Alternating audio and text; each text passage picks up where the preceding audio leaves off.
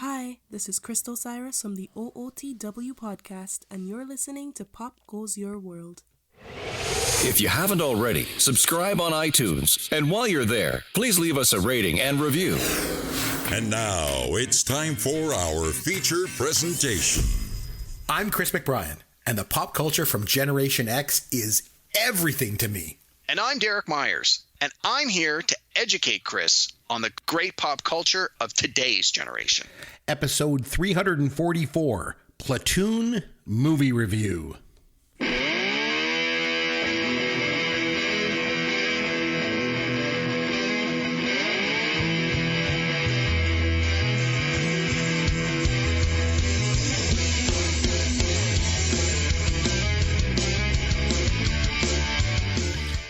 I'm Chris McBrien along with Derek Myers, and this is Pop Goes Your World, the pop culture podcast for the generations. And this week, we're going back to 1986 to watch and review the Oscar-winning Oliver Stone film Platoon. But before we get to our review, Derek, what pop culture have you been able to get around to this past week? Hey, Chris. I saw a movie, a documentary, but I'm going to start by saying I got tickets to a concert that's coming up this summer that was just announced. So please, I find these days, a lot of the bands from the 80s and 90s that I like are touring again because, money. And there's many of these bands that I never had a chance to see when they were in their prime, or maybe I saw them, but I don't really remember them because they were sort of just up and coming. And I was like, oh, who the heck is this band opening for someone I know? And then you're like, oh my God, they've become huge. But I find that often the headliner is like, oh, well, they're a good band. I mean, I like them. I know their songs. Maybe I have a CD or two, but it's like, I'm not paying $100 or $200 to see them. So it's always who else is on the bill, right? And if the opening act is also someone I like, great. Like last year we went, Collective Soul was touring, and I'm like, I like Collective Soul. I like them a lot. They have a good catalog that I really enjoy. I'm happy to see them. Man, I'm not going to pay big money. Oh, they're touring with Our Lady Peace. I'm like, oh, well, I really like them too. And I've actually seen them before, and they're great in concert. So we went and saw the show. I would probably not have paid to see either one individually, but put a couple of bands together that are sort of middle of the road, you get a good show. And that was sort of my feeling with this one. So the headliner is the Human League, which I've never been a huge fan of Human League, but I know a lot of my peers really, really like Human League. So I was like, okay, the fine. ones that did Don't You Love Me? Don't You Want Me, Baby? Don't You Want Me? Don't You Want Me? That was it. Yeah. That was that was pretty much their only song, wasn't it? Well, they had a couple of big hits, but and I think they were bigger in the UK. But in any case, probably. I'm like, I would never rush out to go and see just them. But my wife really wanted to go, and a few of my friends wanted to go. And I'm like, I don't know, who else is on the bill? And they're like, well, opening up for them is Soft Cell, band that does Tainted Love. Oh, yeah. I was like, okay, Love. I've heard they're good. I've heard they put on a good show. And Alison Moyet, who is the lead singer of the band The Yaz. Who then went on to have a marginally successful solo career, but did a lot of writing and producing behind the scenes. So I'm like, Canadian? Is that right? I don't think so, but I mean, maybe. Honestly, I just don't know. Yeah, but, I remember her. Yes, I remember. Yeah, so I'm like, well, I don't think I would pay to see any of those bands individually, but I'm like, all three together? Why not? Yeah, sure. Why not? Cool. So I got tickets to go see that later this summer. So it should be a good show. And the group I'm going with is like super stoked. Like they're like, oh my God, these are some of my all-time favorite bands. I'm like, okay, calm down. Like they're not that good. But is it in Toronto? Anyway, it should be fun. Is that where it is? No, it's in Niagara Falls. But okay. Right. Which again is part of for me, it's like, well, it gives me an excuse to go to Niagara Falls for a couple of days and do the water slides and gamble and all those fun things you do when you're in Niagara Falls. Perfect. So that was one good thing that happened to me this week. And then the movie I saw was, and you're going to laugh at me, I can already hear our good friend Greg just like rolling his eyes and laughing at me. Mr. 3000 starring Bernie Mac. Chris, have you ever seen this movie? It's a baseball movie. Oh, no? No. Mr. 3000. So the premise is... I was thinking Mr. Baseball with Tom Selleck. No, that's with Tom Selleck. Oh, okay, yeah. So the premise of this one is like, he's a super arrogant but really, really good baseball player. And when he gets his 3,000th hit, he's like, that's it. That's a guarantee. I'm going to be in the Hall of Fame. He quits baseball like mid-season. He's like, I got my 3,000 hits. I'm out. And then a decade later, he's still not in the Hall of Fame because he's a and no one likes him, so they're not voting him in. And then they finally are like, yeah, we should probably consider him. And then when they do the homework, they realize that he actually doesn't have 3,000 hits. There was a game that was like rained out or something and didn't count, and then they replayed it, and so he was actually 3 hits shy of his 3,000. Wow. Okay. So as a more mature player, the team he played for is really struggling, and as a publicity stunt, they agree to bring him back on for the last month of the season to see if he can get his 3 hits, and because it'll sell tickets. And of course, it's, this story about like redemption and him realizing like, if I hadn't been a jerk all those years, like my life might have been a little bit better. And he helps mentor the young players. It's your typical feel good kind of movie. I don't know why I watched it. I was just like, I remember watching it when it first came out and going, this movie's pretty bad. But then I watched it again this week and I'm like, actually, it's not as bad as I remember. I kind of had fun watching it. And I felt really guilty too. When we talk about guilty pleasures, Yes. Watching this movie going, I shouldn't be enjoying this as much as I am, but I actually thought it was pretty good. Like all things, I mean, comparatively, right. I'm not saying it's not winning any Oscars. Don't like calm down, but it wasn't. It was not nearly as bad as I remembered. I actually enjoyed watching it. Again, I like movies about sports, so that helped too. I'm trying to picture Bernie Mac as a baseball player, and I just can't get it into my mind. Was he miscast in this or what? A little bit, but I mean, he's got such a good personality and, the smile and the swagger, like that part of it, he had down pat. So it was just fun to see him in the movie. And I think they said this was his first movie where he was the quote star, like he was the number one. He actually person carried in the it. film. Yeah. Yeah. I mean, Angela Bassett plays his love interest in this. I mean, she looks amazing. I mean, she always looks great, but she looks amazing in this too. Talk about miscast. There's no chance that she would ever fall for Bernie Mac. Like that's some acting right there. Let me tell you. 3,000 hits or not, he ain't hitting that one out of the park. Yeah, exactly. So anyway, and then I had a chance to watch a documentary. For 40 days and 40 nights, he watches documentaries. He likes to learn about the world. It's Derek's Documentaries. Derek's Documentaries. Educate me. Educate us. All right. In the last year, one of the movies I had you watch for our podcast was John Wick, starring Keanu Reeves. yeah, Do you recall that movie? Yeah, I do. Yeah. It was quite good. I enjoyed it. It was very good. Yeah. So, as you may or may not be aware, they've actually made 4 of these movies now. I remember you saying. And in my opinion, they keep getting better and better. So, like, this is one of those franchises where the quality just continued to be top shelf. Anyway, they put out a documentary called Wick is Pain, which is a quote they were using on the sets of the movies because it's so physical and the characters, I mean, Keanu's getting older and older, and because the stunts were so demanding, it was always their quote on set was Wick is Pain. Mm-hmm. So the documentary is called Wick is Pain. I watched it on Crave here in Canada, so it's probably Crave and HBO in the US. And it's a 2-hour documentary, and it's about the behind the scenes of how it starts off about the first John Wick movie, like how it came to be, and the 2 guys that were the directors, how they both started off as stuntmen in Hollywood. And so like the first 45, 50 minutes of the movie, they didn't even talk about John Wick. It's just about all the people that were part of the creative process to get it to the point where they're like, we have this script, we have this director, we have these actors, we want to make this movie. And of course, at the time, everyone's like, this movie's going to be a humongous flop. Nobody's going to give you the money. And of course, it ended up being what it was. And people lost their minds and went, oh my God, like this is better than anyone expected.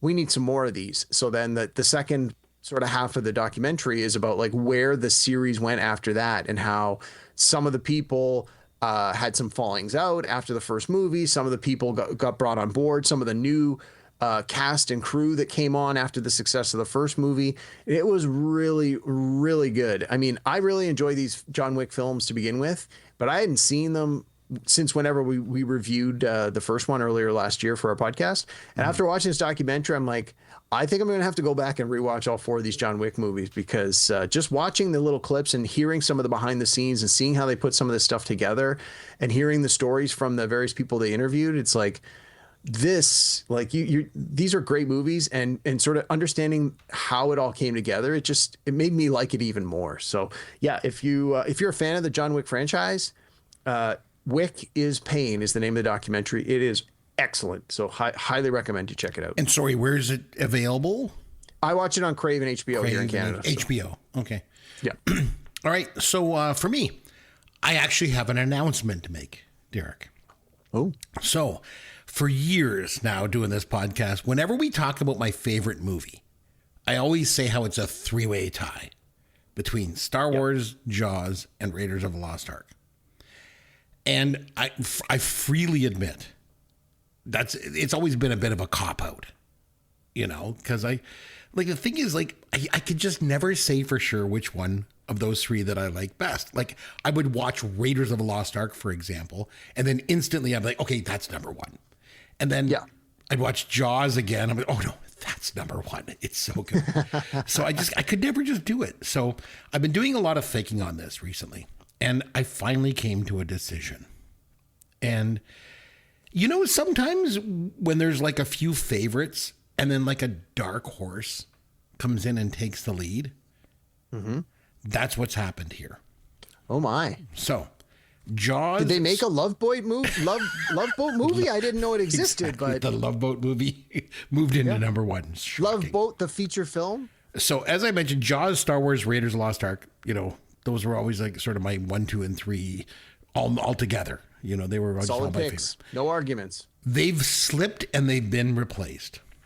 So I finally decided I need to be true to myself and admit the obvious. My all-time favorite movie, Derek, is Meatballs. Wow.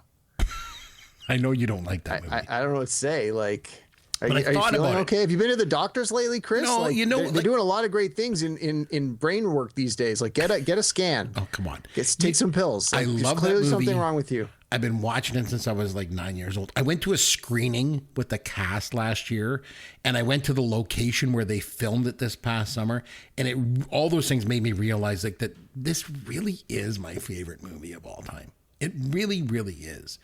Like, when I think about it, if someone says, what's your favorite movie? The first thing that comes to mind is Meatballs.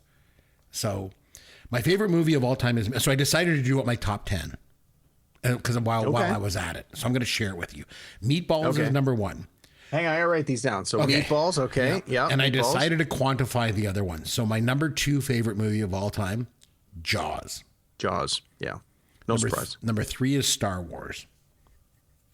Number 4 is Raiders of the Lost Ark. Number 5 is Revenge of the Nerds. Wow. Number 6, Stripes. Number 7 is Airplane. Okay. Number 8 is Animal House. All right. Solid pick. Number 9 is My Bodyguard. Ugh. Oh, God, dude. I love that movie. And number 10, rounding out the top 10, is The Blues Brothers. So I finally came to a decision of what my top movies are. I put a lot of thought into this recently. I've been kind of mulling it around, so I wanted to share that with you. But then I got thinking some more, and it really begs the question for me. I'm always talking about my favorite movie of all time.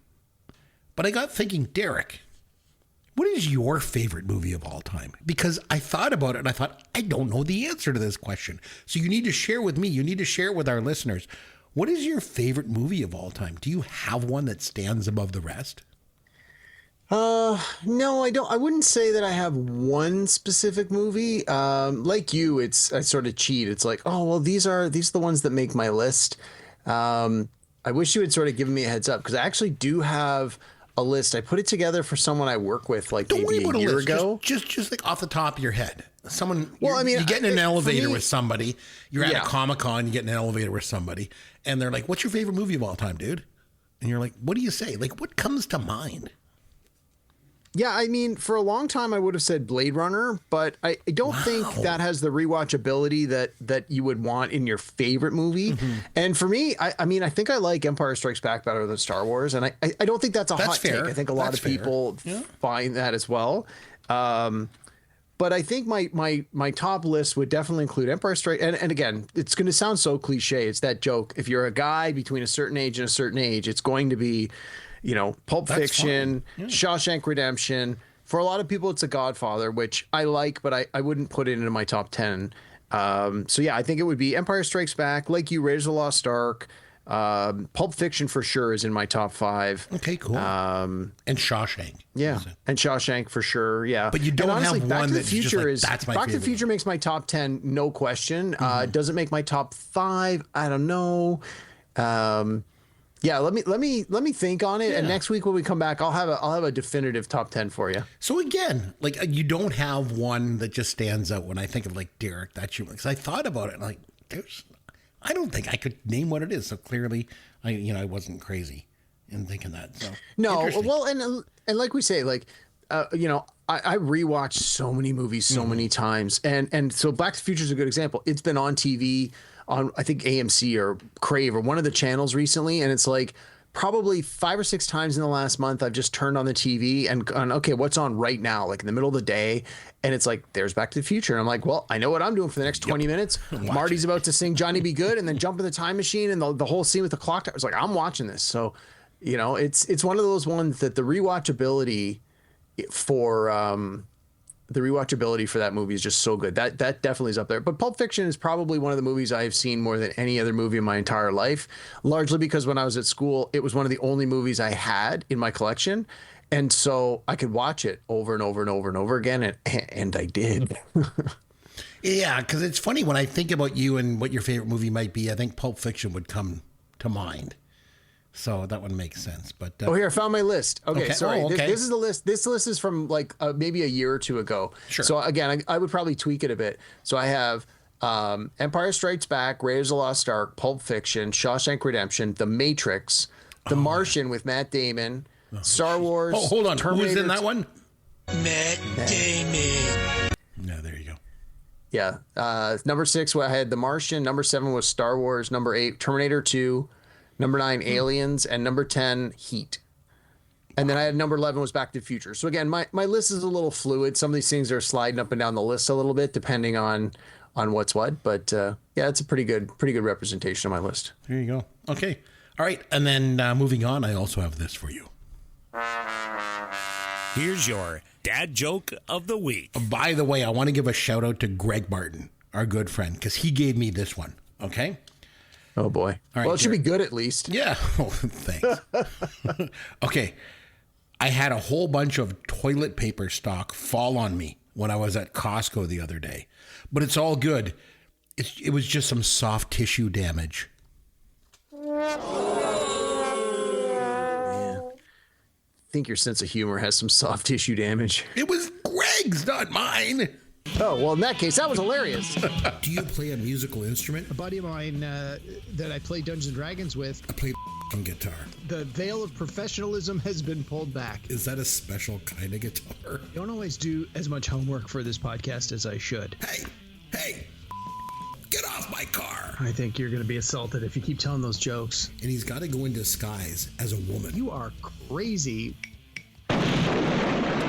All right, this week it was over to me. I went with Platoon for our movie review from 1986. Derek, you had never seen this film, correct? Coming into this week. I think I probably have seen it once before. When I used to work at Blockbuster, we sort of made a point of watching all those movies, and everyone's like, this is art. This is an Oscar winner. You got to see it. Honestly, I had no memory of it. So when I watched it this week, it was absolutely like watching it for the very first time. So that being said, what was your overall first impression of watching the movie this week? So I definitely enjoyed it, and I can definitely understand why it won the Oscar, why it was so critically acclaimed, why people felt it was so important in 1986. But for me, it was like I'm watching it for a good half an hour and thinking like, what's the point of this? Like, what is this movie about? Is it literally just a guy's time at Vietnam? And I mean, on its face, yes, that is what it's about. You follow a guy through his year in Vietnam. But I guess because I didn't know anything about it, I hadn't seen a trailer. I didn't know the tagline. I'm like, with a lot of these sort of war movies, it's usually there's some sort of central theme they're trying to talk about or some mission they're on or something. And it's like, whereas this one was just more, this is a slice of life. This is a perspective of a young man going to war, and this is his perspective of his experience. And I knew that it was largely autobiographical based on Oliver Stone's real life experiences. And like I said, it probably took me a good half an hour before I sort of just wrapped my mind around that and went, okay, I'm not worried so much about like what's it about as much as I just want to enjoy this experience, and well, maybe not enjoy, it's the wrong word, but appreciate this experience and the performances and the production and all the things that this is definitely a capital F film rather than a movie. Like it's art. It's one of those ones that is clearly going to stand the test of time. And the more I watched it, the more I thought about it. Like, there is a lot going on here, and I'm sure we're going to get into it when we dive here. Yeah, I was a little surprised when you said, you're watching this like 30 minutes and you're like, what's going on here? To me, there is so much going on thematically in this movie that it's just like mind-boggling. Like, if you went to film school, this would be like textbook of thematics and lots of stuff going on, which we're going to get into, I'm sure. For me, it's probably been about 25 years since I've seen this movie, maybe even longer than that. And going into this week, I was sure it's not going to hold up. Like, it was made in 1986, It really holds up. Oh boy, I was wrong. Yeah, it really, really holds up. It was amazing. So one of the first things we like to do is take a look at the box office. So from 1986, do you know what the number one film was at the box office that year? Was it Top Gun? It was Top Gun. Top Gun was the number one movie. But this had to be in the top 10. I'm sure this one did well. It wasn't. Number one was Top Gun. Number two was Crocodile Dundee. Karate Kid Part 2 was number 3. Back to School, movie you liked. I hated that one. Number 4. 5 was Aliens. And then rounding out the top 10 was The Color Purple, Star Trek 4, The Voyage Home, Ruthless People at number 8, Out of Africa, and then Ferris Bueller's Day Off, rounding out the top 10. Platoon actually was in the 157th spot with $1.7 million, but it was released on December 19th. Oh, probably right around Christmas. Yeah, very little fanfare when it came out. So how did it do the next year? So it did quite well. Yeah. So other movies that I'm looking at on the list. So Down and Out in Beverly Hills was at 11th, just outside the top 10. That movie was way more popular than it should have been. It kind of sucked. Stand By Me was number 13, 52 million. Pretty in Pink was 22nd. Howard the Duck was 54th. With 16 million. One Crazy Summer only made $13 million, 65th place. Big Trouble in Little China bombed too, 72nd. Maximum Overdrive, number 92, all the way down there. Mm-hmm. Okay, so let's talk about, I think we should start by talking about Oliver Stone, if you're cool. I want to talk about the director a little bit. He began his career as a screenwriter. So he wrote for Midnight Express, the 1978 movie about being in a Turkish prison. And then he wrote Conan the Barbarian from 82 and Scarface in 83, another one of Greg Martin's favorite movies. So mention him for the dad joke. Yeah, Greg getting a lot of shout outs today. Yeah. His first movie, Midnight Express in 78, Oliver Stone won the Academy Award for Best Adapted Screenplay for that. Nice. What a hell of a way to start. He wrote and directed Platoon and then Born on the 4th of July in 89. He got Academy Awards for Best Director for both of those movies. Platoon won Best Picture. He also directed Salvador, Wall Street. They made a sequel, Wall Street Money Never Sleeps. Not really familiar with that one. Yeah, it has Shia LaBeouf. It is not good. Yeah. He directed The Doors, Natural Born Killers, Nixon, Any Given Sunday, and W. His films have grossed $1.3 billion worldwide. He's been very successful, both commercially and critically. And he enlisted in the U.S. Army back in 1967, went to Vietnam, and actually got the Purple Heart. He was injured multiple times. And so, like you had kind of touched base on at the beginning, this movie is sort of autobiographical in a way, or at least based on his experiences, there, which I think is important. Okay, so we like to talk about the cast. Let's start with Charlie Sheen. Where do we start with this guy? Jeez. Son of Martin Sheen, obviously. His brother is Emilio Estevez, who goes by his dad's real last name. Martin Sheen's birth name was Ramon Estevez. And Charlie's real name is Carlos Estevez. But since, Ramon Estevez changed his name to Martin Sheen, Charlie wanted to change it to his name too. So his first movie, Charlie Sheen's first movie, was in 1983 in a film called Grizzly 2: The Predator. It was a sequel to the Jaws ripoff Grizzly. I don't know if you're familiar with that movie or not. Oh, it wasn't the adult film of the same name? Grizzly? Well, there was an adult film called Grizzly. I don't know. I'm sure there was. I guess so. So Grizzly 2: The Predator. Didn't you say that's what it was called? Part 2. Oh, yeah. Grizzly 2 was so bad, they did not release it for over 35 years. Finally came out in 2020. So he was in Red Dawn in 84, but probably wasn't until he did Ferris Bueller's Day Off in 86 that he really got a lot of attention. He's in one small scene, but he basically steals the movie, which is not easy to do when you've got Matthew Broderick kind of running around the way he was, and even Cameron. But then Platoon came out in 86, and Charlie Sheen was like a movie star. He was also in Wall Street, Young Guns, and of course Major League as Ricky Vaughn, the Wild Thing. So lots of movie stuff. And then in the 2000s, he kind of redefined himself as a TV sitcom actor, because he took over for Michael J. Fox on Spin City. And then... Oh, that's right. I always forget that. Yeah. And then he moved on to 2.5 Men. I never watched that show. I don't know if you did. It was great. I mean, the first couple seasons were really funny. He became the highest paid actor on TV at the time. And then lots of substance abuse issues and stuff. So they fired him from the show. And then he just went crazy. Like, remember that interview where he said he had like tiger blood and he was winning? Whatever that. Right. Yeah. So my wife and I started watching the documentary. It was on Netflix, I think it was, about him.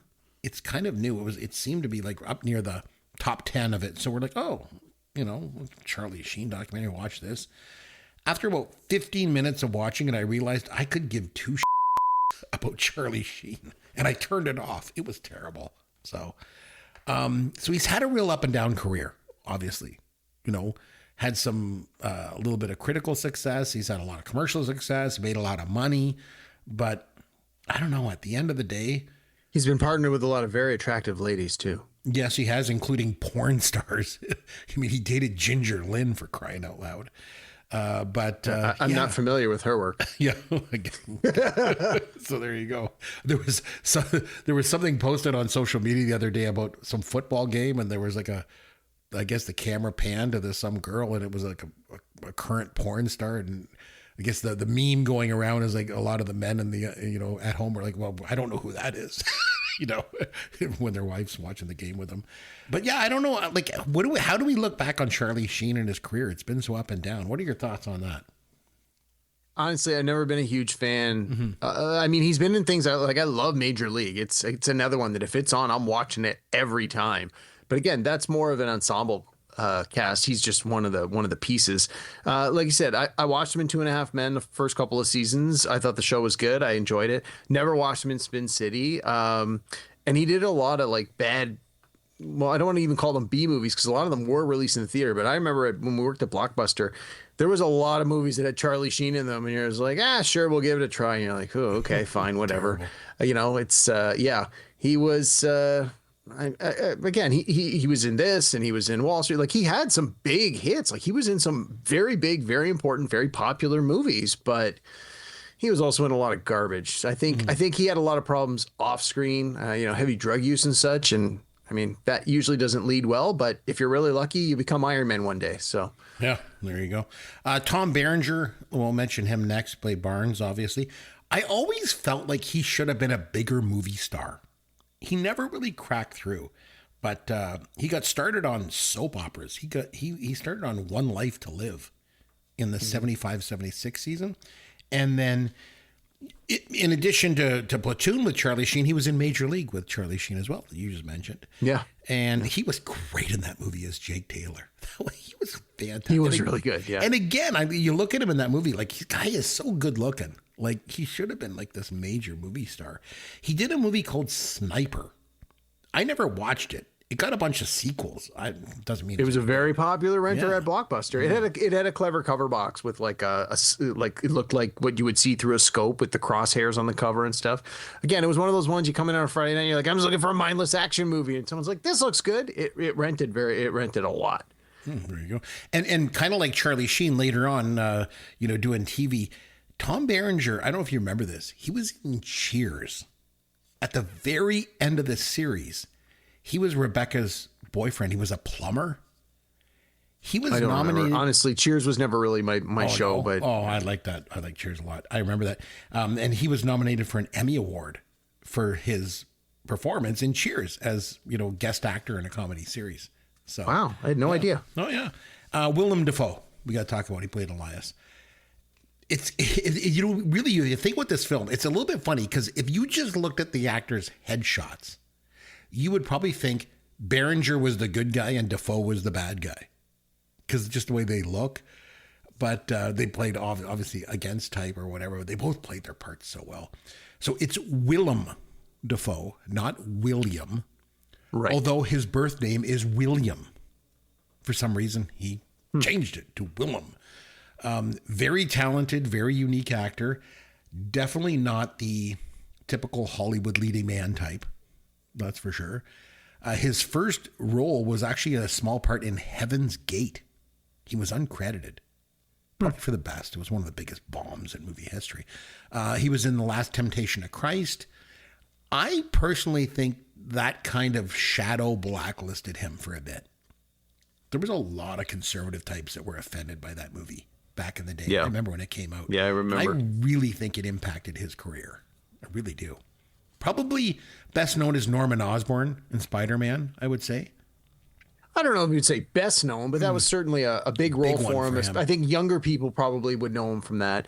Again, he's not leading man handsome, but he is very talented, and he just always seems to show up and stuff. And I don't think I've ever heard someone say, well, Willem Dafoe was in this and he was clearly just calling it in. Like he gives it his all every time. And he has this talent for being, for picking movies or the talent. The scouts have a casting, sorry, not scouting, have a talent for putting him in movies that do well. Like he's been in a lot of movies that have been very critically successful. Like I remember when The English Patient was a big movie in the late 90s, and he's in that too. And it's like, and he's in this, he's been in a bunch of movies that have done very, very well critically. So he's a good actor, and I think he's going to continue to get work. And he continues to do independent / artsy fartsy movies, but because of who he is, he gives them that credibility. People, I think, find some of these movies because he's in them. They're like, well, this guy usually is in something good. It might be a little out of left field and off center and not what I'm expecting. But if he's in it, I know I'm at least getting good performances. So he's got a good voice too. Remember, he was the voice of Gil in Finding Nemo, and he brought so much to that part. I thought he was really good. This guy's been nominated for 4 Oscars. So he was nominated for Best Supporting Actor for Platoon. He was nominated in 2000 for Best Supporting Actor for Shadow of the Vampire. 2017 Best Supporting Actor for The Florida Project, and in 2018 Best Actor nomination at Eternity's Gate. 3 of those films I've never even heard of. You clearly have. Yeah, the last 2 I had not, but the other one he plays the vampire. Yeah, in Shadow. It's he's really good. His current wife is 20 years younger than he is, and because proving that even if you look like Willem Dafoe, if you're rich and famous, that's what you get to do, I guess, in Hollywood. So, well, I mean, there's also the story about how he is, well, let's just say it. He's apparently got a humongous penis. So, oh, okay. I'm not just talking large. I'm talking guys who are large look at him and go, damn, man, I thought I was big, but that guy, I'm not like that. Man, I was impressed when they opened up the Empire State Building, but I mean, this is amazing, dude. It's incredible. Mm-hmm. Okay, moving on to Keith David. I want to talk about. This guy is so likable. There's just something about him. Every time he was on screen, I just liked his character. Yeah, I agree. He's supposed to be not very smart. I love the scene when he's writing his girl a letter, and the other guy's like, hey man, you're misspelling all those words. He's like, it's okay, she don't read no good anyway. And he's just smiling away. He was so amazing. I loved him. This guy is the epitome of a working actor. Every year he just piles up the credits, but mostly for stuff that you don't know. Probably best known for They Live and The Thing, I guess. Yeah. He was and now he does a lot. Sorry, I was just saying, now he does a lot of voice. He's got such a great voice. He does a lot of voicing for cartoons and animated stuff, which, has certainly, I'm sure, paid the bills in his later years. But he's great. I love him. Whenever he pops up in something, even just in a small part, you're like, hey, look who it is. So. He was in Mr. Rogers' Neighborhood. He was Keith the Handyman back in the day. So in addition to fixing things, he'd show up once in a while. to fix stuff. He also was the guy that collected the money from the Donkey Kong game at the bakery at Mr. Rogers' Neighborhood. So sure, a little shout out there. Okay, I want to mention Forrest Whitaker.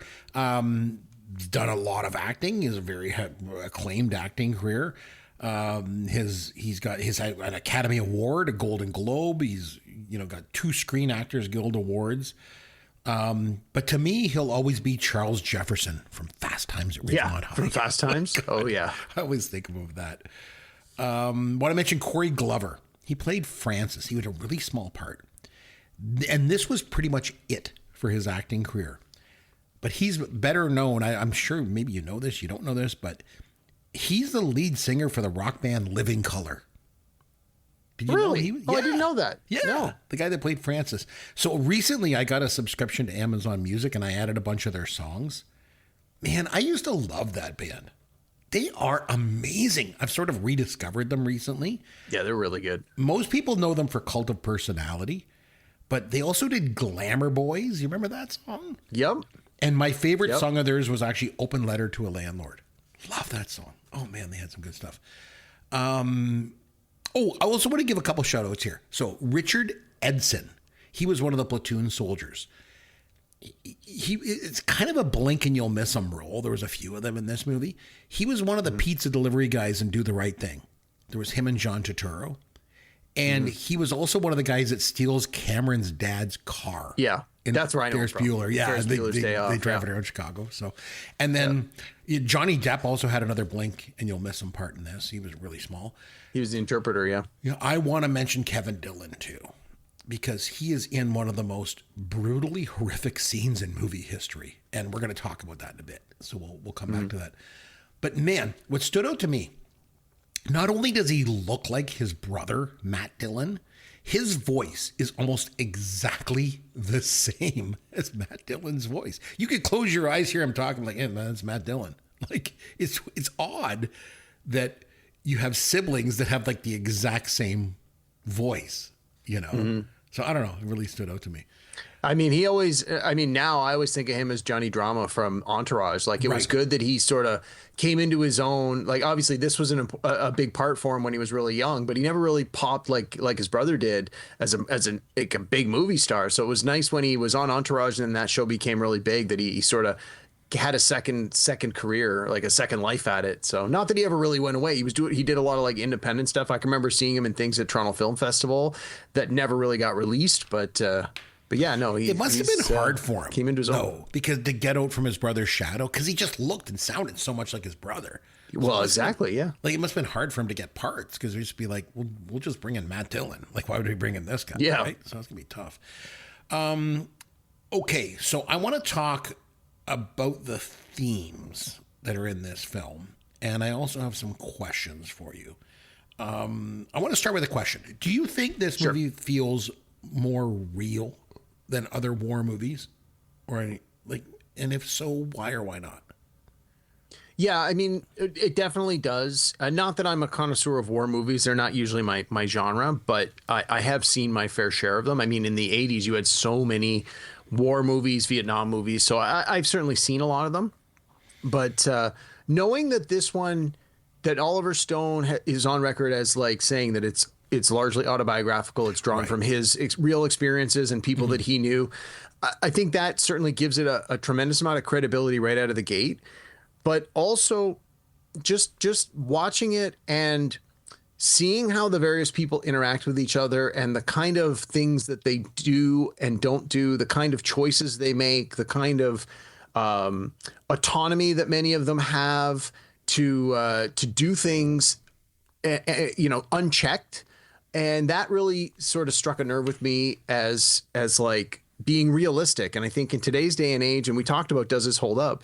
Like, some of the themes that are in this movie are certainly relevant today, but I can clearly understand and believe that this was probably very accurate of what was happening in the 70s. It was the 60s or 70s was Vietnam, late 60s, early 70s, I think. Yes. Like, this one's supposed to take what, 67, I think? Yeah, basically from 67 to 74. Basically was the war. Yeah. So no, I had no problems sort of believing that, and so it felt very realistic. Just the way that all, like, again, it's a character study, right? The way that these characters, they didn't feel like, okay, you got the pretty boy, you got the fat guy, you got the guy who talks too much, you got the guy who eats too much. Like a lot of movies now, you have a crew and you check the boxes, who's who. This didn't feel like that. This felt like everybody was real. Even the characters that you didn't really get a lot of their backstory, who only had small parts. Like, I genuinely felt that all of these characters were very believable, which I think certainly helped the idea that does this movie hold up? Do you believe it? Definitely yes. So, like you mentioned, it's based on Oliver Stone's combat experience. I don't know if you noticed, he actually shows up in a cameo at one point. Yeah, I did notice that. Near the end, he was like outside the helicopter. Yeah. So it probably the film wouldn't be the same or have the same impact if it was done by a director that didn't have that experience, I guess, right? I agree. Yeah. I absolutely agree. Yeah, that's what I kind of thought too. So interesting. The tagline on the poster for the film says, "The first casualty of war is innocence." And although it's a good line. It's framed to be through the perspective of Charlie Sheen's character, it's really the innocence of the country that's reflected here. At least that's my take. So I guess my question for you is, do you think this film, like on a bigger level, is about the battle for the soul of America? Because that was my takeaway as I watched. I mean, that's definitely in there. I think with a lot of movies or a lot of like films, you can often read these kinds of things into it, whether or not they were deliberately intentional. And I mean, Oliver Stone being such a good writer, I'm sure that was intentional, that is in there. Whether you pick up on that or not, I don't think is going to affect your ability to enjoy the movie. And that's how you know it's a good film, when you can just watch it and take it literally. It's literally about the guy stomping through the jungle for a year. Yes, it is. But did you pick up on how this is a metaphor for America's loss of innocence? Oh, I didn't realize that. Or, yeah, I totally got that. That's all accurate. So I definitely picked up on that. And I do think that is definitely in there. But I don't think you have to have picked it up or even acknowledge it to enjoy the movie. Yeah, you can enjoy the movie on different levels for sure. Yeah. I feel like Charlie Sheen's character is a stand-in for America at large. Yeah, I mean, obviously for a certain demographic of America, but yes. I mean, it's being told by a white man, so you're getting it from the white privileged man's perspective.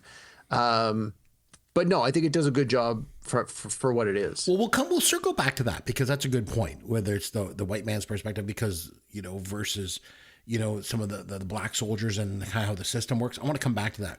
My overall feeling of the film is almost like you've got Charlie Sheen, who represents America. And it's like that old kind of image where there's like the devil on one shoulder and the angel on the other shoulder, whispering into your ear, telling you what to do.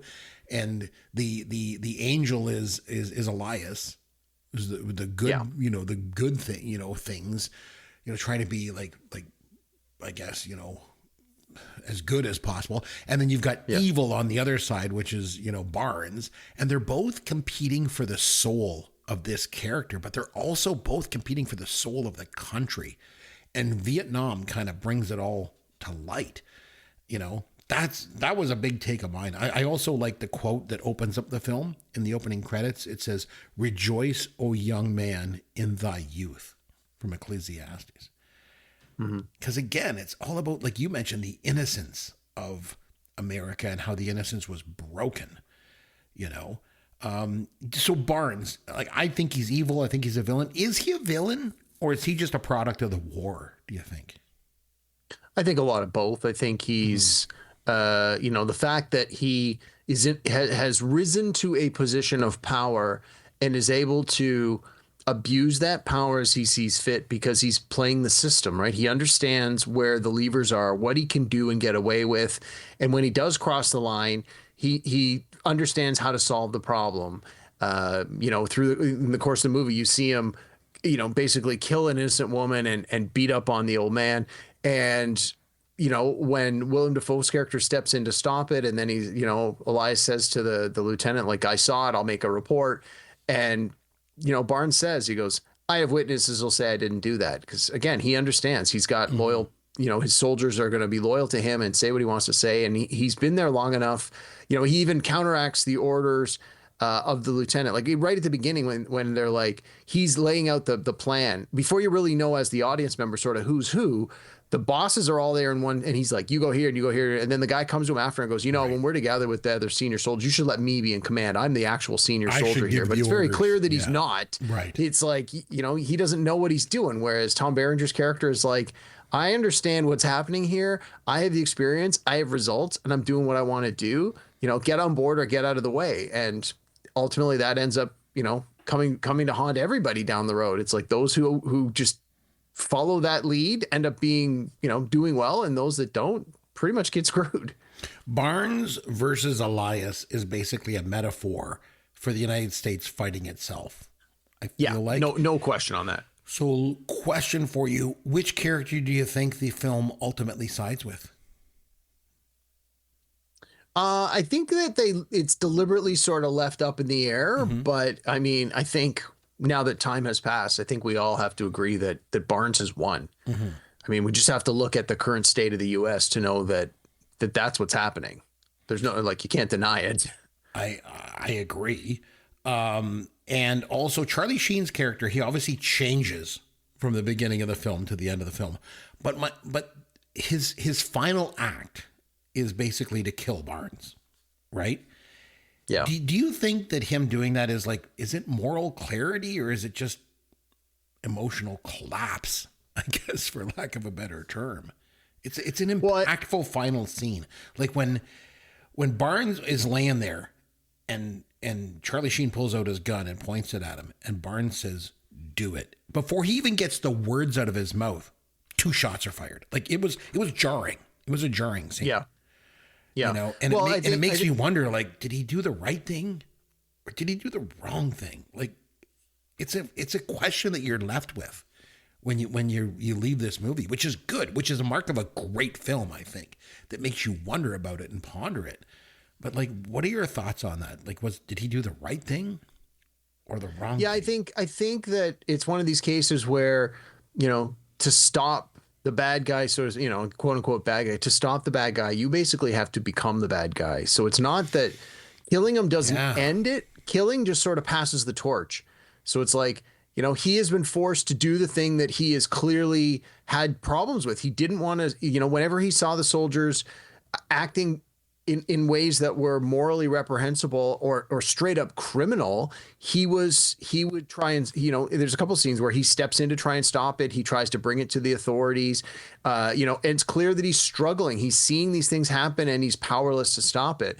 And then he's put in a situation where he has the ability to stop it, but he knows full well that, this is straight up murder. He is straight up doing the very thing that he has been trying to not be a part of for the full year he's been there. And in order for him to sort of claim that victory, he has to become that thing that he has been trying to stop. And again, I think that, it's not so much winners and losers as much as this is the reality of how things often are. You may want to take the moral high ground, but a lot of times you still have to get dirty. You still have to accept that you need to do things that you may not agree with, whether you want to justify it by saying it's for the greater good or not. It's still the fact that that he chose to do it. I agree. I do think that he had to do it. I think it was the right choice. I think, letting Barnes continue to do what he was doing is just going to escalate. They probably still will, whether that specific soldier is there or not. But, Taylor's character knows, this is it. I can put a stop to this right here, right now. And he chooses to do so. And I don't think... in the moment, I don't think that it's like once he's done it, you see him sort of sit down and he's clearly shaking. He's trying to come to terms with it.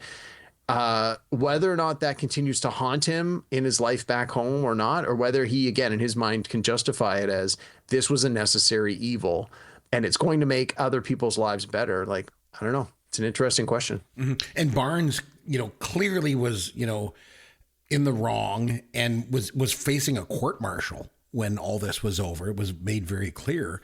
So he did everything he could to make sure that would never happen. He killed Elias for that reason, and everything else. And that's what they do. That's what these bad guys do. Do you think I always ask you about modern audiences and how they relate to this. Obviously, it's going to be tough for modern audiences to relate to the Vietnam War. And that's fine. I'm thinking more about the thematic elements here. Do you think modern audiences would connect with Charlie Sheen's character and what he does here? Not in the way you think. I mean, I'm going to make a broad generalization, but I think a movie like this, you need to give it 100% of your attention. You can't be on your phone. You can't watch it in 6 sittings. You need to sit down and watch it start to finish. And then when it's done, you need to think about what you've just watched. Like, I believe for a good film like that, you're going to want to do that. Like the film fades to black and you're like, okay, I need to sort of think about what I've just taken in, like process it in your own mind. I don't think that a younger audience would give it the time, would watch it in one sitting, would get a lot of the sort of the underlying themes, the metaphor. I think at best case scenario, you would have them just sort of watch it literally at face value. And I think at the end, it would be, well, yeah, he killed the bad guy. He won. He gets to go home. He's the hero. 2 thumbs up. And I think that's where that ends. I don't think that discussion gets much deeper with a younger audience. Mm-hmm. Okay, I want to talk about the village. Just my thoughts, anyway. Yeah, no, that's a good point. I want to talk about the village scene for a minute because I believe it is one of the most brutal scenes in movie history for me. There's been a few movie scenes that give me quote-unquote nightmares. So Large Marge does it for me. Ben Gardner's head from Jaws. And also in The Exorcist when the head rotates around. Oh, God. Mm-hmm. But I honestly think if I step back and think about it, this village scene in Platoon, when they go into the village and they attack that teenage boy who's, I think he's like missing a foot. He's hopping up and down and he's like just terrified. And they're like, oh, he's smiling at us. And Kevin Dillon hits him with the butt end of the rifle and then proceeds to smash his head in, basically. You don't see it. You don't need to see it. It's just horrifying. Like, it's just, I don't know. And watch, like, I got done watching the movie and my wife was like, well, how was the movie? I said, honestly, it was horrifying. And really because of that scene, like, if that scene doesn't get you, I don't know what to say. Like, my stomach hurt watching it. And there's so many repercussions of that. Obviously, that's where they start talking about, the court martial. And I really liked Forrest Whitaker. He's even like, he goes, I'm hurting real bad inside. Like they all knew it was wrong to do this. There was no reason to do all the things that they did. So yeah, I don't know. Like, it was that impactful, I guess, for you as it was for me? Cause it really got me. So. Yeah, I mean, it was definitely a tough scene, like you said, but I'm going to lean back on the question you asked me a minute ago. I think that a lot of younger people, a lot of more modern audiences are going to be totally desensitized to that violence just based on how much more violence there is in our media today, right? How much movies and video games and things like that. You listen to me, I sound like that thing. Kids these days play video games with violence. It's like, but it's true. I think to your point, this scene in 1986 for an audience in 1986 is going to land very differently than an audience seeing this for the first time today. I think for the most part, I think that it probably had a stronger emotional resonance back then than it does now. Yeah, but I think that's some of the genius of Oliver Stone's directing, because he immediately follows up this violent scene with a rape scene. And where some of the soldiers, and they have like young girls, and Charlie Sheen immediately injects himself into that situation and basically takes the girl out of there and like stops all this happening. And he's like they're like, oh, she's a gook or something, like is the term they use. And he's like, she's a human being. Like, so it just even further brutalizes that whole scene to me. So I think, like, hopefully I would think it would be cross-generational, that even the generation today, like you said, maybe desensitized to the violence, then sees that follow-up scene and is like, man, this is not good. Like this, like America did this? Like Americans did this? Like, you got to be kidding me, right? And yeah, so I guess the question I have too is, does this movie, is it anti-war or is it just an honest movie about war? I think it's more it's one person's honest perspective based on their experience. And I think that if you watching, if you pay attention to this movie, like I said, if you're going to actually sit down and watch it from start to finish as it was intended to be, I would hope that you're going to watch this and then walk away with it as seeing it as an anti-war film, to see the horrors of war. We talked about the loss of innocence being one of the themes of this movie. And I think that the movie does a very good job of essentially selling that. It's very honest. It's very, I would like to think it's very accurate. I mean, that's what I read, that soldiers watched this movie and were like, that's how it was. That's what happened. And if you watch this movie and you still think war is glamorous, like, I think there's something wrong with you. And you and I have different perspective. We're obviously Canadian, so we can kind of take a step back and look at this sort of as an outsider looking in. Americans always, before this movie, always sort of portrayed themselves in war movies as being heroic. Yes. But is there any moment in this film that you would consider to be heroic? No, actually, one of the things that I kept thinking when I'm watching this movie is, and I mean, this is a broad question, is what was the objective? Like, when I watch an action movie or like fictional movie where there's like some sort of military thing, there's always an objective. We are going here to accomplish this goal. And I mean, I personally, I just don't know enough about the history of Vietnam War. Is like, what is the victory condition here? What are they trying to do? And this is similar in all these movies. The guys are walking through the jungle and they're literally shooting at anyone who's moving. To what end? Were they there to literally exterminate the population? As I'm watching this movie, that was one thing that I really was struggling with as just trying to like put my mind into like the point of the movie. Obviously, we've talked about a lot of the themes that are happening, but I just kept thinking, like, in other movies, it's like, oh, well, when we're going to, the dictator's in a fortress, we're going to storm the fortress and capture or kill the dictator, and we're going to have democratic elections, and we're good from here. And it's usually very clear cut, like, this is what we're doing. This movie, and I mean the Vietnam War in general, it's just, I never really understood, like, what was the point? What was the objective? Like, you talk about World War II, we're fighting Hitler. Okay. Top of the house, big theme. We're fighting Hitler and the Nazis, and that's what we're doing. We're trying to get there to topple this regime. I never got that sense from Vietnam that, like, was that what they were doing? I don't know.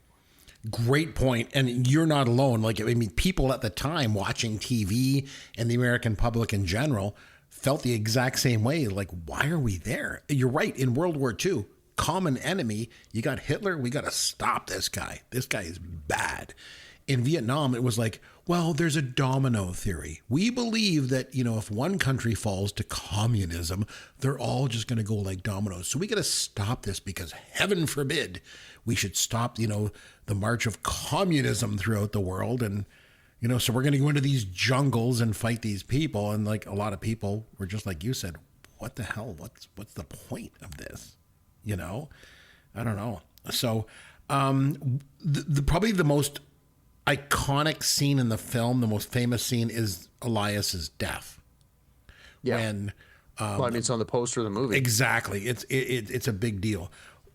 Why do you think that image has become so iconic? My theory is that, if I go back to how I think about this film as being about the good and the evil combating, each other for the soul of America, this represents the death of good in America. So I feel like it has to be over the top. It has to be like huge.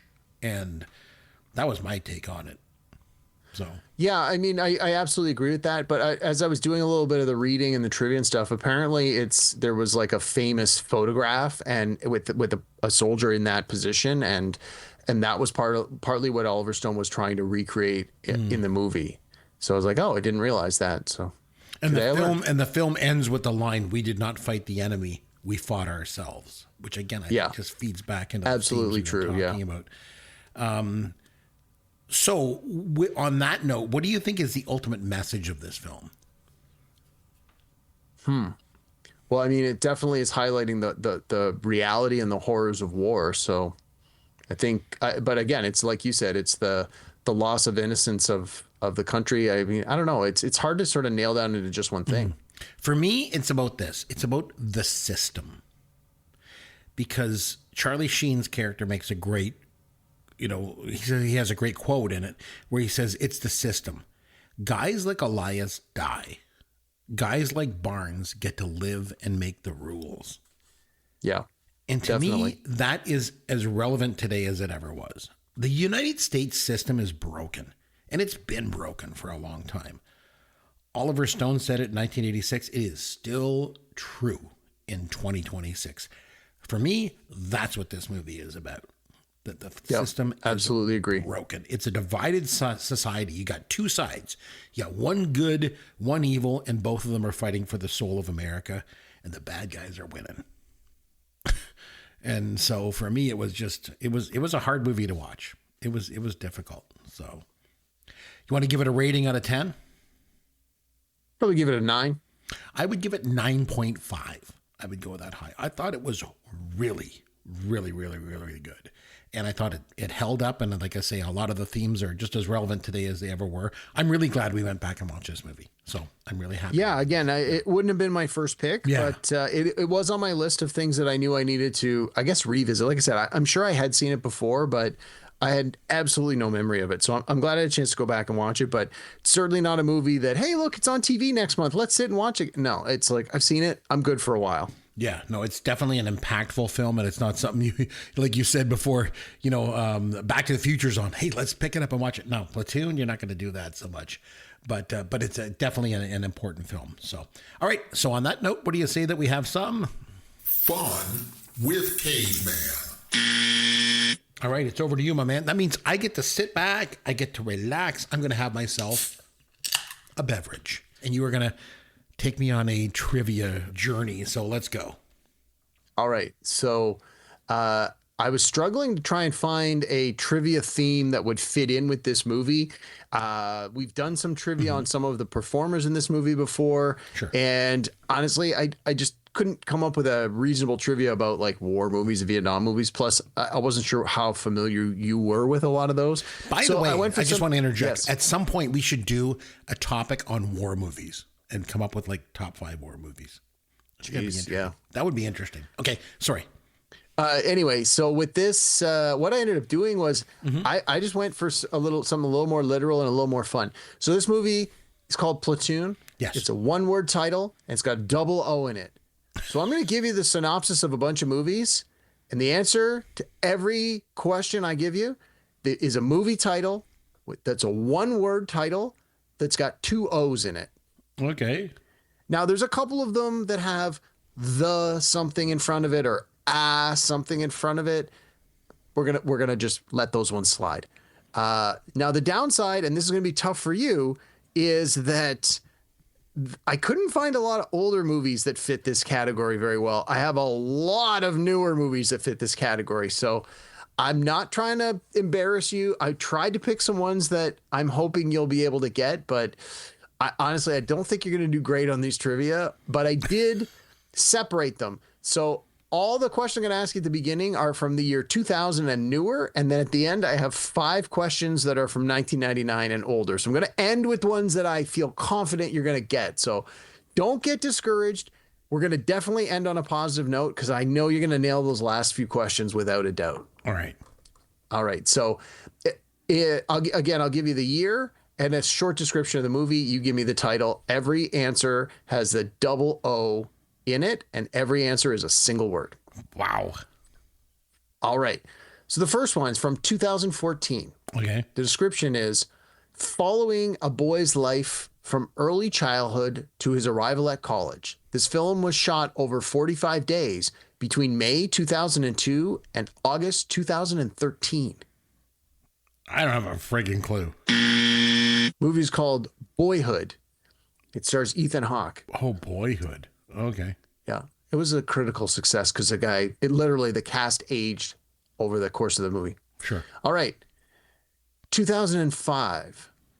Space Marines are sent to investigate strange events at a research facility on Mars, but find themselves at the mercy of genetically enhanced killing machines.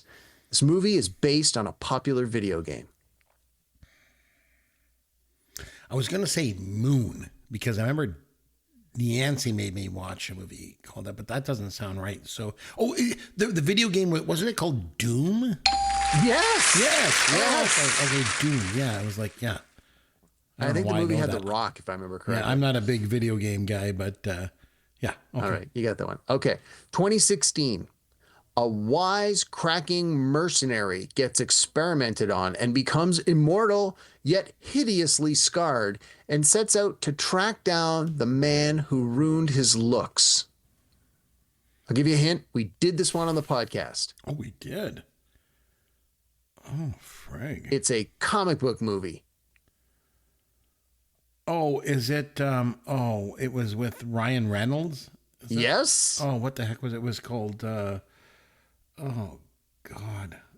I can see him with the red and the black. Yep, that's the one. God, what the hell was the name of it? I can't think of the name of it. I'm blanking. It was Deadpool. Deadpool.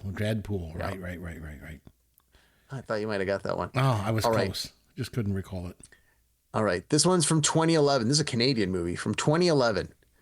Labeled as an outcast by his brainy family, a bouncer overcomes long odds to lead a team of underperforming misfits to semi-pro hockey glory, beating the crap out of everything that stands in his way. Oh, that's Youngblood. No, it's one word and it'll have two O's in it. Which I guess Youngblood technically does. Yeah. No, that's not it. It's from 2011. 2011. Oh, one of my buddies was in that movie. It's called Goon. Yes. One of my buddies, Liam Card, was in that movie. That's right. Nice. Yes. All right. This one I don't think you're going to get, but we'll throw it out there anyway. 2019. On the eve of their high school graduation, two academic superstars and best friends realized they should have worked less and partied more. Determined not to fall short of their peers, the girls try to cram 4 years of fun into one night. And I'll give you a hint. It was directed by Olivia Wilde. That doesn't help me much. I don't know who that is. Pool. No. It was called Booksmart. Booksmart. Okay. It was really good. Okay. I'll take your word for it. Yeah. Right. Okay. All right. 2009. You're just regretting that you didn't come up with Youngblood. That's what I'm thinking. Yeah, you're right. Actually, I don't have that on the list. Yeah, I should have. All right. Gotcha. 2009. Mm-hmm. An astronaut nearing the end of a solitary 3-year outer space mining contract begins experiencing hallucinations and discovers a dark conspiracy about cloning and corporate exploitation. So that was Moon, right? Yes. The one that Yancey made me watch. Okay. Yes. Okay. All right. From 2012, a hired gun kills targets. Hold on. You realize I stopped watching movies in 1989, right? I know. But some of these are big movies. You might get them. All right. Hang on. Let me start this one again. 2012.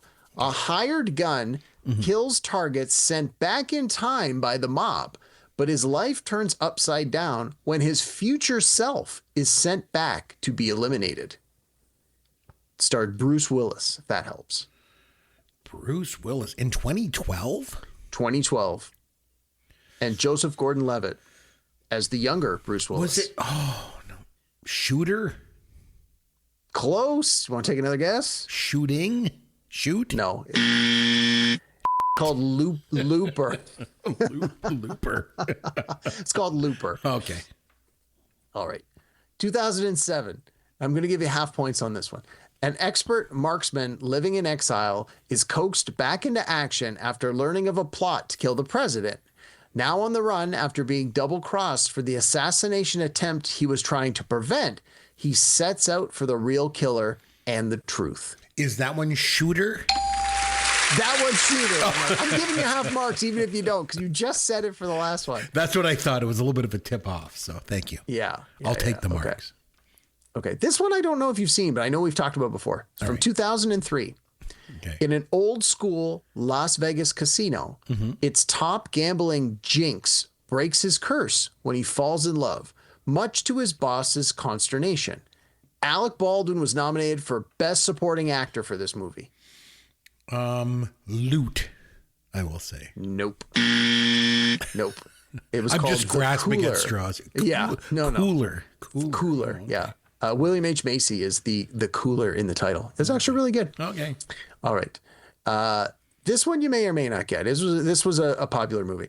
2016, a young African-American man grapples with his identity and sexuality while experiencing the everyday struggles of childhood, adolescence, and burgeoning adulthood.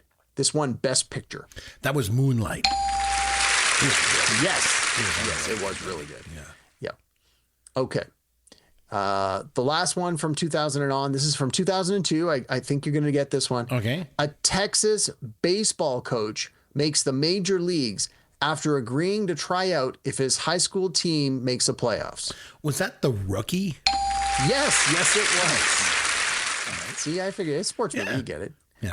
All right. I got 5 more. These are all from 2000 and earlier. So I think you're going to get, well, maybe not all these, but you definitely get most of them. And Youngblood ain't one of them, right? Youngblood ain't one of them. Damn. You know what? I'm going to skip this one because I know you're not going to get it. We'll go to the ones I think you are going to get. Sounds Okay, good. 1991.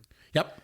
The only other movie directed by Oliver Stone that fits in this category. I'll give you a hint. It was a biopic. Oh, no, it wasn't.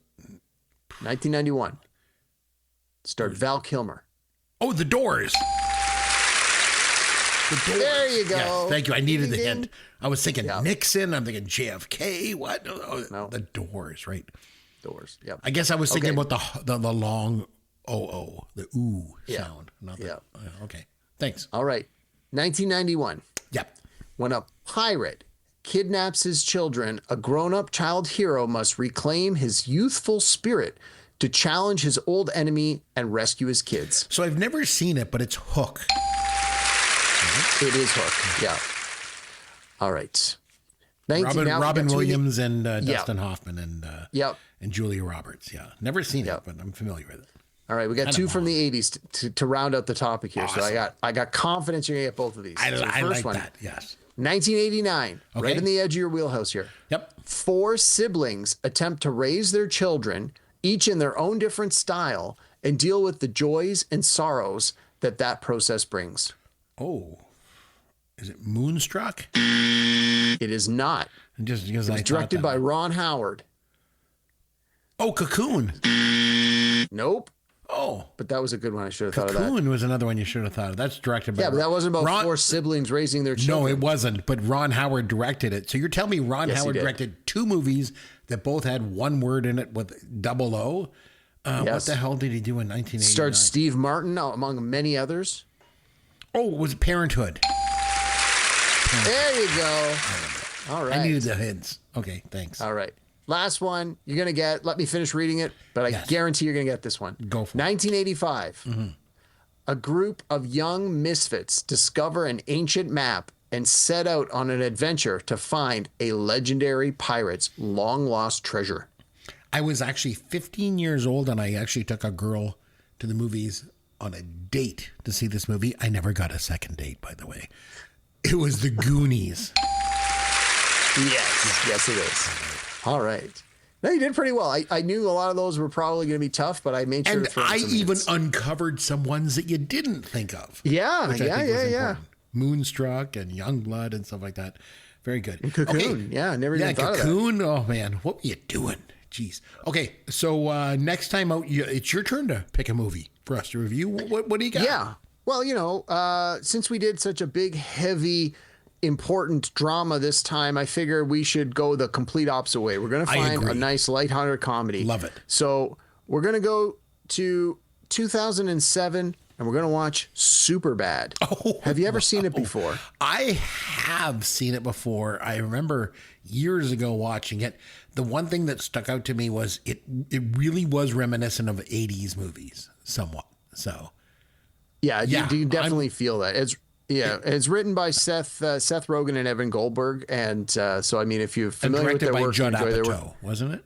No, it's directed by Greg Mottola, but I think Apatow was a producer. He was. Gotcha. I think he was involved in some way on this one. It wouldn't surprise me to find out. I'm looking forward to this because this might be one of the very few comedies that comes out after 1989 that I actually really enjoyed, from what I remember. I remember it. Yeah. So I want to go back. It was on TV like maybe 2 or 3 weeks ago, and I caught like the last 20 minutes. My wife and I were flicking through, and I said to her, I turned to her, I go, I haven't seen this movie in a long time, and I'm gonna have to revisit it. And I said, I'll have Chris watch for the podcast. She turned to me and goes, he's gonna hate this movie. I said, well, that's just because of his post 1989 bias, but we'll see what happens. Yeah, I seem to remember thinking it was quite good, but I mean, we'll go back and watch it for sure. So we're gonna watch Superbad from 2007. You said it was? Yep. Okay, we'll watch that, and then we'll come back next time and we will review that movie. But until then, I'm Chris McBrien, and on behalf of myself and Derek Myers, and we want to say thanks for listening to Pop Goes Your World, the pop culture podcast for the generations.